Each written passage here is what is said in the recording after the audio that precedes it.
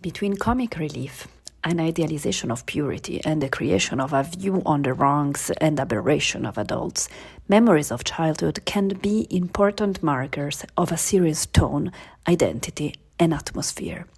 Not only does childhood constitute a specific genre, as in obvious case of children's fiction, but it appears across different formats, in various roles, and with different implications, and it contributes to organizing the symbolic values of a show. In the Netflix series Squid Game, Young-hee, the giant mechanical killer doll, exerts a remarkable fascination on both the characters and the audience. She has the ability to sense the movements of the player characters and trigger an infallible and deadly mechanism. The enchantment in which she participates stems, above all, from a deviation from the classical vision of childhood, embodied in the disturbing mixture of memories of purity and murderous perversion. In fact, she is the recurring character in a famous textbook adopted in Korea between the 1950s and the 1980s. The success of this narrative element lies in the clash between the innocence traditionally attributed to childhood and the gravity of gory, corrupted acts. Childhood is used in television to capitalize on a mix of protection and menace, which highlights the possible dreadful gaps in the expected linear path to adulthood. What emerges is the agonizing uncertainty of a place traditionally thought of as reassuring: the toys, the home, the regular passing of time, and a vision of memory as haunting. In this talk, we will focus on television fiction, providing examples from a recent trend which is characterized by interwoven storylines, attention to details, and the use of flashback to explore deeply the character's past. Television forms allow us to feel social commentary. Their unique characteristics require the study of both the creation of a story world and the feel of the world. Emotions and affects, including guilt, frustration, and the feeling of not being at one's place, are increasingly present in the current structure of feeling and in the current landscape of television dramas and comedies, with special attention for characters and sensibilities that are marginal, unimportant, minor.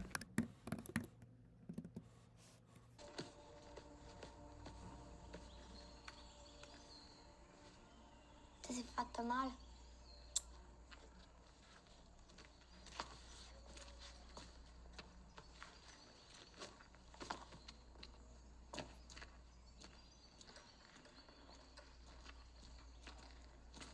Places, or even better, objects, such as toys, can be portals for this emotional blending. We will use a multidisciplinary approach drawing on media studies, cultural theory, and affect theory. As we will see, the presence of the toy fulfills a dual function. It mediates a relationship with the past and builds a bridge to the shared idea of childhood with its norms. It eventually contributes to build a specific affective atmosphere. Television series, with their extended narrative structure, have a unique ability to explore the nuanced dimension of childhood through the lens of seemingly insignificant everyday details. Within this framework, toys can be vectors of contradictory effects between the desire for comfort and trauma. Toys are used in film and TV series primarily to construct a vision of childhood that evokes comfort, a world apart, a sometimes euphoric nostalgia based on visual cues from specific eras that can resonate with the audience's memories of their own childhood or to signify the passage of time. They allow us to travel back in time, connecting our present with a world in the past. They evoke myths.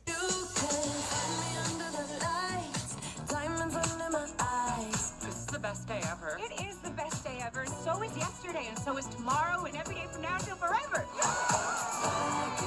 Do you guys ever think about dying?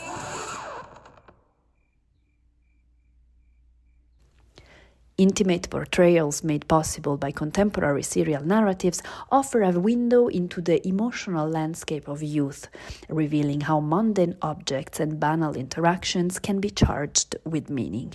By focusing on these experiences at the microscopic level, contemporary television narratives can reveal subtle yet powerful ways in which children perceive, interact with, and are shaped by their immediate environment. Screenwriters and directors can use toys to pinpoint the limits between the adult's and the child's sphere, a matter of sizes, agency, and power. Toys, objects of comfort dedicated to childhood, which is itself a social construction, remain incomprehensible to an adult, and for this reason they constitute a bubble of protection from too difficult realities. They become the reign of feelings that serve no purpose as part of the magic circle of symbolic experimentation specific to play. It is important to note that the range of emotional expressions exhibited by children extends beyond grand narratives and pivotal events, manifesting itself in what Cathy Park Hong refers to as minor feelings. Minor feelings encompass all forms of attachment to situations, gestures, and interactions that are not spectacular, legitimate, or useful, yet remain entrenched in everyday life and are occasionally silenced in a normalized daily routine due to their perceived unworthiness or muteness. Minor feelings can be reactions to deep-seated injustices, oppression, and violence. Anchor, protection, and connector. A toy is an object which incarnates values, which is made by the uses, which is charged with affects in its circulation in the real world as well as on the screen, functioning as affective mediators that the serial narrative uses to uncover the experience of memory for the main characters. In television, child characters are closely linked to marking the passing of time. Generally, this process takes place within the guidelines provided by society. Let's think of the sitcom child, a reassuring cultural and symbolic element which is part of the American promise of happiness. Daddy, I'd like to present my new boyfriend. His name is Grover Adams. Well, it's nice to know you, Grover. How do you do, Grover? Isn't he nice? And look here, I can whoop him too. Over the episodes, seasons, and years, the children pass from a state to another. Only The Simpsons have the leisure given by the animation technique to keep Bart, Lisa, and Maggie always crystallized at the same age. Therefore, a major function children have is as a pointer of their regular time, including the display of the expectations that we have as a society in relation to progress, development, and success. Its deviations, mistakes, arrested developments will only appear as ways of complicating a path which is confirmed as the right path. The figure of the child is used to regulate political discourse and to prescribe what The first thing to counts say is as that political. the child is, throughout the book, identified with a capital C. So the child is not to be confused with actual real-world children, and that's part of the problem, as we will see in a minute.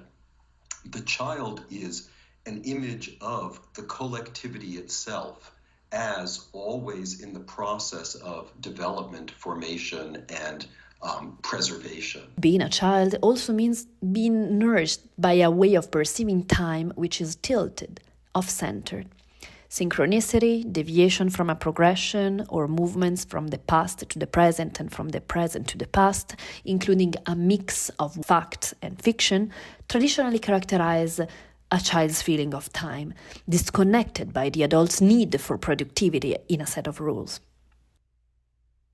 Telling stories about childhood and about the process of growing up require setting up alternatives to the fantasy of a linear standard unfolding of time. The past is unlikely to remain in the past, according to Freud, a position that Elizabeth Freeman discusses extensively when proposing her view of a queer temporality. The scholar underlined the need to dismiss chrononormativity, or the use of time to organize individual human bodies toward maximum productivity, and to adopt a queer approach which can think deviations, recurrences, and failures. Television narratives have become one of the most refined formats for depicting complex intertwining of temporalities, hence resonating with the uncertain nature of human memory. Thanks to the technique of flashback, they can alter our perception of time as linear and incorporate lies, dreams, doubts, or traumatic, vivid recollections of distant events.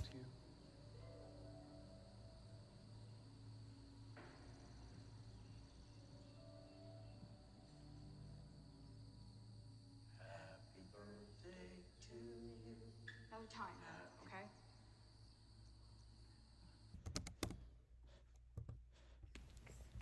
When flashbacks appear throughout the episodes, they challenge the viewer's memory as well as the characters' beliefs about themselves, evoking the pervasive power of traumatic memory in a way not unlike analytical work.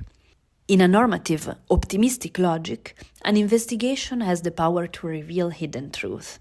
Conversely, memory is not purely productive, and flashbacks can be seen as a curse. Tackling flashbacks which engage children in TV series is a way to understand the intermingling of the restorative and reflective dimensions of childhood, and to problematize the very idea of childhood as a genuine, positive space, while also elaborating the possibility of an impossibility to grow. Flashbacks are particularly well suited to exploring buried ordeals and painful emotions, as some series by streaming services and cable television have put at the core of their concept. In this case, the main goal for the narrative is not to reveal a hidden truth, but more importantly to evoke the coexistence of temporality.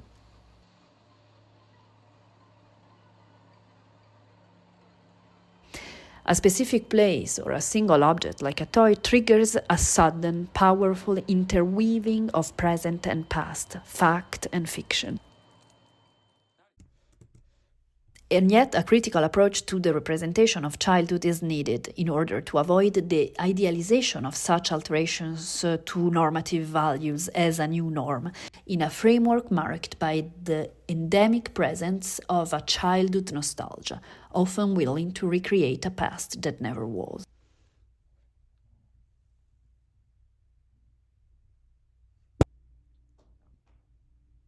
Representations of a process of growing up insist on the coexistence of light and darkness and often revolve around the uncanny, the dread of recognizing something that belongs to the home and is at the same time alien and dangerous.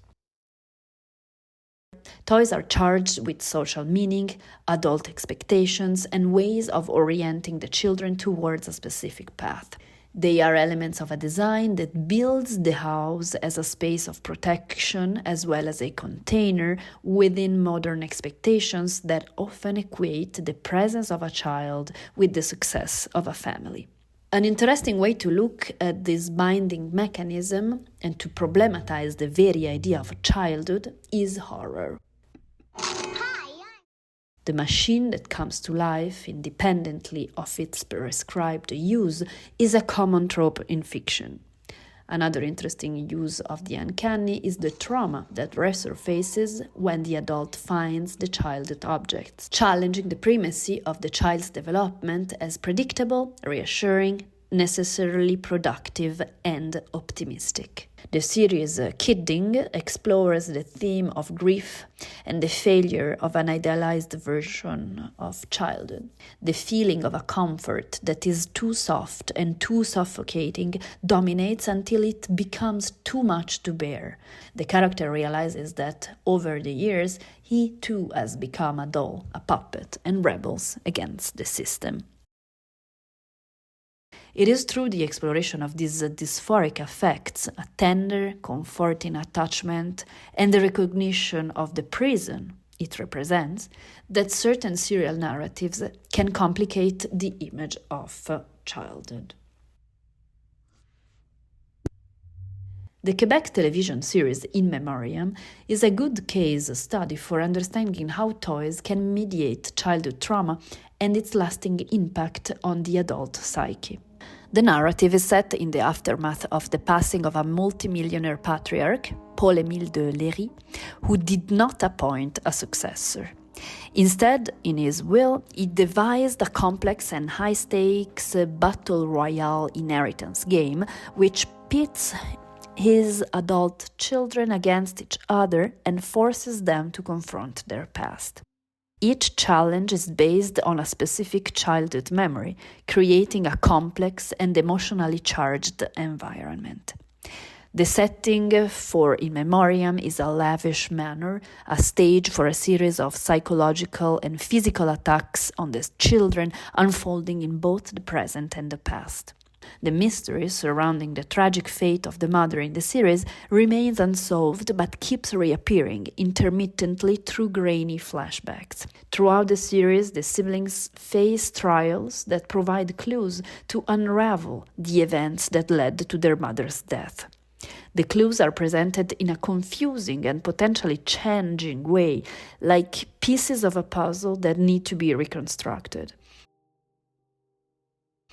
Trauma appears as an ongoing experience, not only relegated to the past, but constantly reopening and renewing itself, and secluding the children from the possibility of a successful, serene existence.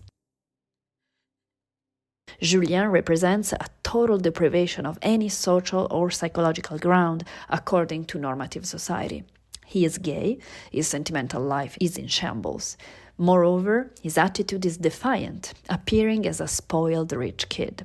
In the first episode, a message from the past, written by the father, informs the audience and all the characters that he is accused of a fraud that led to the suicide of one of his clients. Eventually, in spite of his cheekiness, he tries, but fails, in finding a new job. Julien's trajectory is without a future. A queer child, his path is fruitless, negative, defined by a death drive.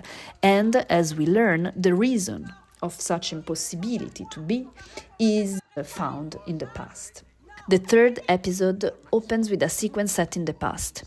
Julien, about 8 years old, is playing with some toys, a mechanical metal robot, a miniature astronaut, and small cars in the music room, as a violent dispute between his parents bursts up on the stairs. Several closed shots frame the kid's reaction, distracted from his play and, understandably, very scared.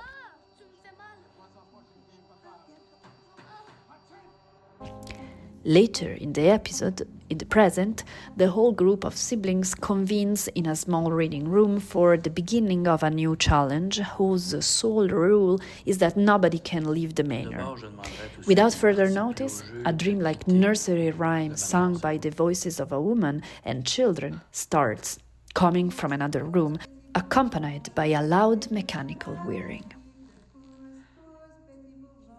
C'est quoi ça?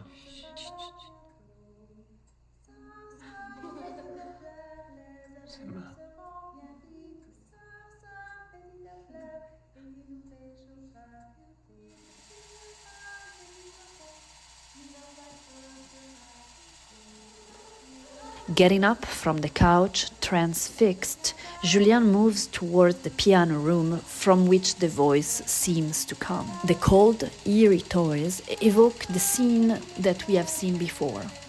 The flashback of violence perpetrated by the father on the mother before the eyes of Julien as a child, while he played with precisely these objects.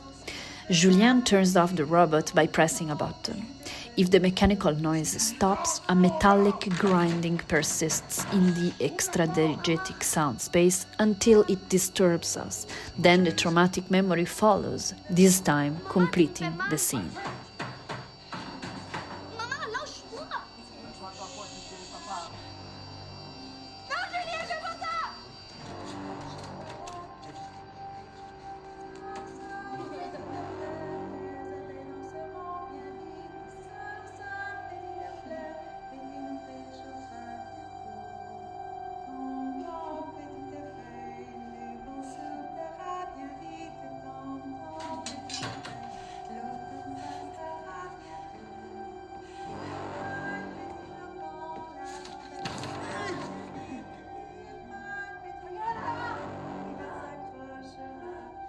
juste me faire chier. Hein. Pourquoi il fait ça, c'est il est malade. T'avais 9 ans. Si j'avais pas ouvert la porte, ce serait pas arrivé.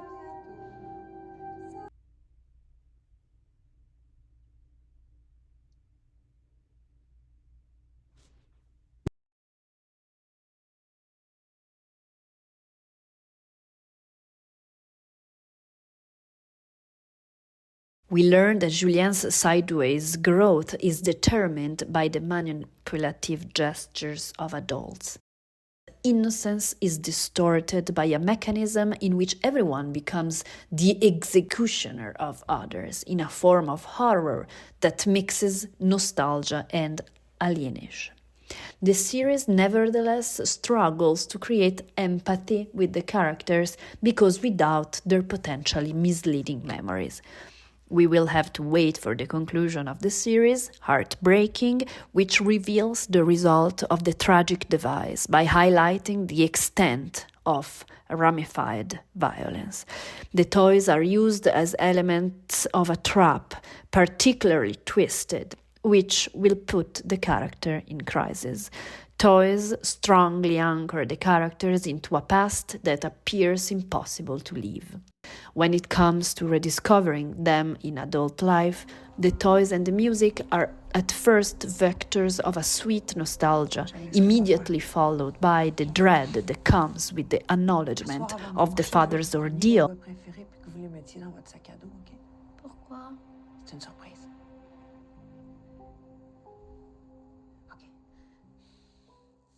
In this paper, we examined the presence of toys in serial television in relation to the possibility of transmitting, haunting, problematic minor feelings. Serial narratives can build a slanted gaze with its dramatic potential, when the adult world appears as a system that twists and does violence.